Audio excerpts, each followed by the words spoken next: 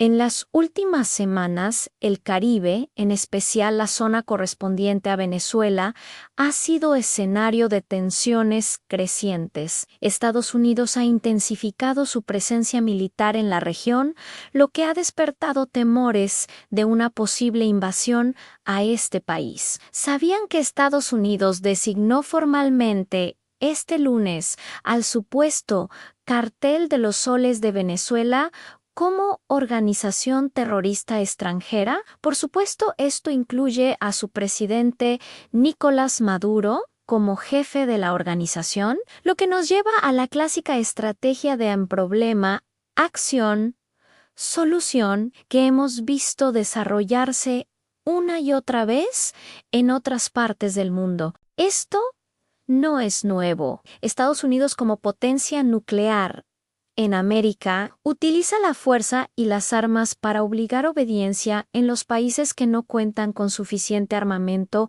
para poder defenderse. Por una parte, las razones oficiales que presenta para amenazar este territorio son la supuesta lucha contra el narcotráfico y organizaciones criminales transnacionales. Además, la supuesta encomienda de estabilidad regional y cooperación con países vecinos como Trinidad y Tobago. Esto en sí mismo es una táctica que hemos visto una y otra vez. Primero, se demoniza y criminaliza a un país o a sus grupos internos. Da igual que hagan o tan solo que existan como tal. Los grupos designados o inventados solo son una excusa que, de manera ridícula, busca justificar las intervenciones, la instalación de bases militares y robos de recursos naturales del país seleccionado. Como ejemplo, tenemos el interés en el petróleo venezolano, como lo mencionó el presidente colombiano Gustavo Petro recientemente a El Clarín, y la constante presión política contra el gobierno de Nicolás Maduro, acusándolo de vínculos con el Cartel de los Soles,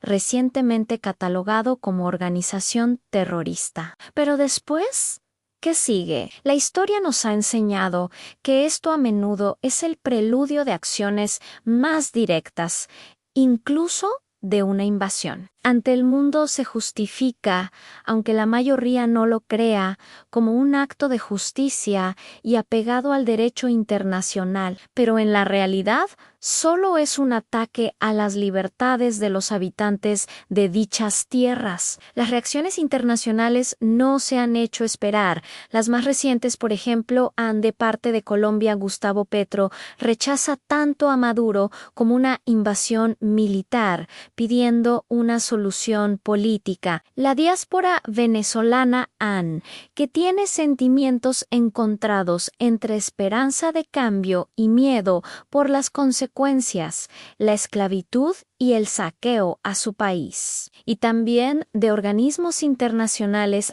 que muestran una preocupación por una escalada bélica en la región y sus efectos humanitarios. Los medios de comunicación extranjeros usan una retórica que encubre las violaciones a los derechos humanos y crea un escenario en el que parece que el país invadido es el culpable de lo que le ocurrió, mientras que la potencia invasora es como un reino que viene y salva del dolor y la barbarie al invadido. Así, en la realidad, solo roban sus recursos y colocan mandatarios títeres en lugar del elegido por el pueblo. Trump ha repetido que no busca un cambio de régimen en Venezuela. Sin embargo, ¿qué se supone que pasa cuando derrocas al presidente de un país por medio de las armas o los servicios de inteligencia que alimentan a la oposición más criminal y violenta? Por otra parte, ¿qué podemos hacer nosotros, el mundo libre latinoamericano, frente a esta situación? En cuanto a México, se ha dicho que los cárteles controlan el país. Esto se traduce con los nuevos términos del gobierno de Trump, en que las organizaciones terroristas tienen el control del territorio mexicano, lo que hace que solo sea cuestión de tiempo para que se decida invadir o intervenir en territorio mexicano con excusas que nadie se atreverá a desmentir. mentir. En el caso de Venezuela, ni siquiera se ha podido probar que se producen las grandes cantidades de fentanilo que llegan por mar al territorio estadounidense. Solo hay voces que afirman sin evidencias y que llenan la esfera mediática para poder sostener una versión retorcida que apoye la exclusión y el supuesto castigo merecido al presidente actual y a sus habitantes. Es así que la verdad del invasor es la que se impone y la voz del invadido la que se calla. Nos quedaremos de brazos cruzados mientras una potencia extranjera decide quién es bueno y quién es malo en nuestra propia casa. La clave está en la unidad como latinoamericanos, fortalecer nuestros lazos, rechazar la injerencia y alzar la voz en los foros internacionales. Al parecer, las medidas amenazantes que se ha tomado Estados Unidos en el Mar Caribe no concluirán, por lo pronto, en acciones armadas que acaben con la vida de los habitantes de Venezuela o incluso de México. Sin embargo, es importante no permitir que una potencia nos coaccione o nos obligue a vivir como sus sirvientes.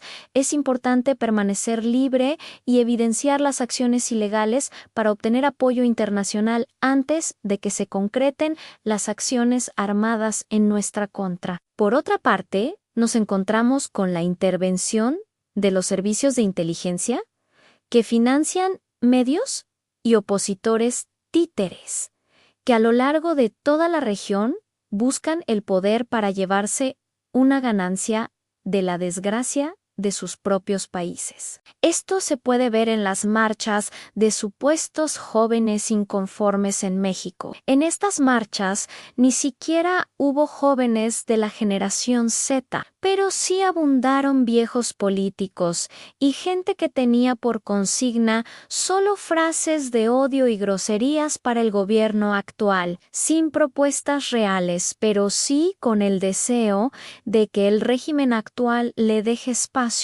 a alguien que le abra las puertas a Estados Unidos para que pueda utilizar los recursos naturales y recuperar su economía, mientras que causas y consecuencias de los problemas simplemente permanecen. No se trata de defender a un grupo u otro, sino de defender nuestra soberanía, de no rendirnos o creer que somos menos por no contar con las armas o la economía de primer mundo. Es importante que nos unamos como países y no hagamos caso de las voces de aquellos que buscan la invasión proponiéndola como la única solución a nuestros problemas. En la realidad, esas voces son parte de la invasión misma. La paz en nuestra región depende de que nosotros mismos seamos los protagonistas de nuestro destino. La situación en el Caribe refleja una vez más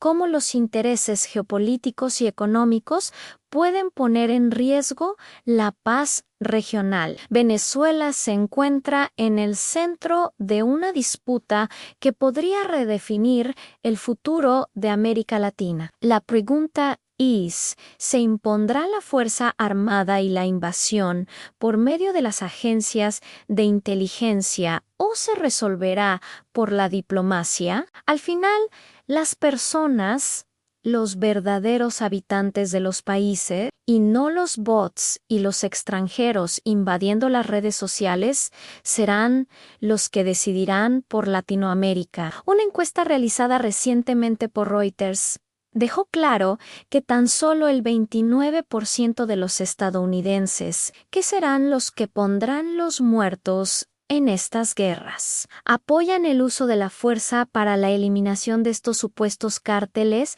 sin la mediación de ningún juez y con la aplicación de la fuerza y la ventaja para tomar el territorio y los recursos ajenos. La moneda está aún en el aire y en cualquier momento podremos ver el resultado de este conflicto en una nueva escalada en toda la región o en un retiro de las tropas de Estados Unidos, del mundo libre de Latinoamérica. Gracias por ver. Si te interesa este tema, mantente informado más allá de los grandes medios.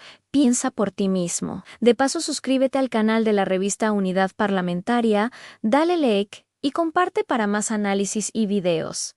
Hasta pronto.